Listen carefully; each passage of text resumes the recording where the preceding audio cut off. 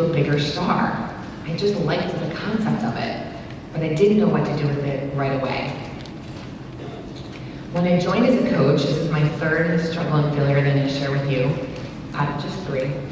When I joined on as a coach and I said yes to Janelle, I didn't say, yes, I'm in. I said, yeah, it sounds like it could work. Now, that's my best imitation of being skeptical. Did you pick that up? Yes, that sounds like it could work. So I went to Summit. That first year, I think that, I don't even know, I've heard stories, there was only like 100 people there or something. There'll be 100 people in line for the bathroom this year. But, so it was a really small summit.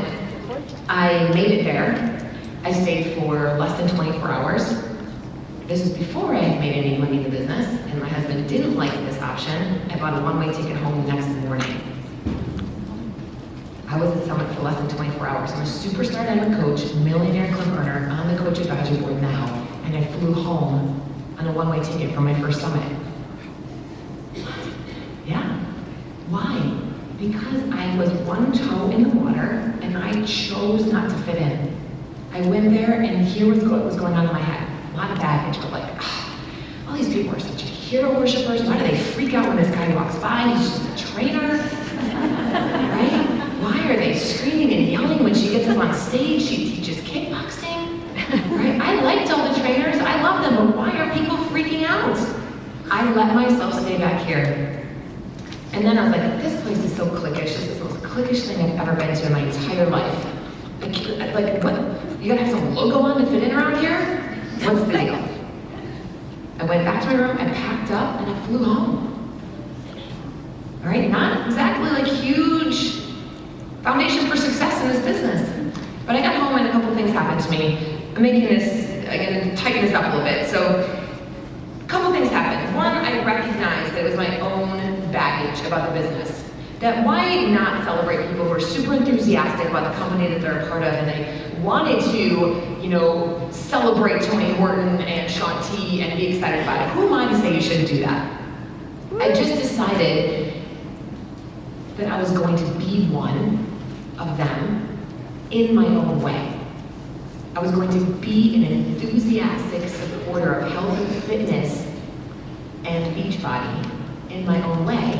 And I realized if I led with, I'm a health and fitness coach, I'm an online coach, I run online challenge groups, I'm a personal trainer who's added nutrition to my business, I do this with the help of a company called Beachbody.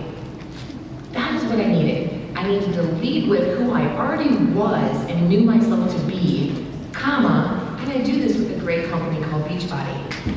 That is what I needed, instead of leading with, I'm a Beachbody coach and I love Sean T and he changed my life, and that didn't fit me. I wasn't going to tattoo my body up with logos, right? So all kinds, right? Like 100 ways to skin a cat. You can run a business any way you want, but you've got to find your way and your voice. Does that make sense? So I came home and decided I'm still a Southern mom who loves health and fitness, who has been in the industry for a long time, who uses Beachbody as a tool in my toolbox, as opposed to being identified as a Beachbody coach, first and foremost. Does that make sense? You have to do what fits you. You have to do what fits you. I think that you're more relatable when you identify with who you are and who you've always been, and then show how Beachbody fits into that. Cool?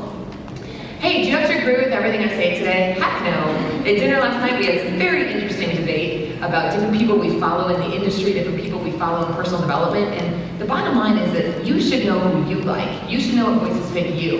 If you don't like what I'm saying up here today, just be like, I'm even more reinforced as Sean T's going on the side of my car, right?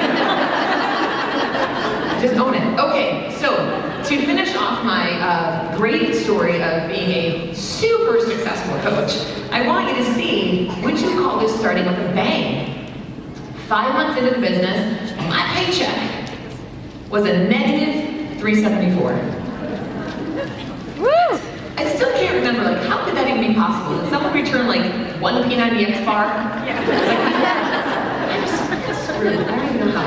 So, if you have this idea in your head that all top coaches, elite coaches, superstar diamond coaches just like came out of the womb with stars on us, It's just not true. It's just not true. I failed my way to find my voice to be successful. But I have just this burning conviction in who I am and who I attract and who I work with, and I have this confidence about this business that you can't shake. But I had to start kind of ugly. So 5 months into the business, negative 374. I don't even need to explain that anymore, other than that's just terrible, okay? I didn't know what I was doing. I wasn't trying hard. Apparently I was giving them money back.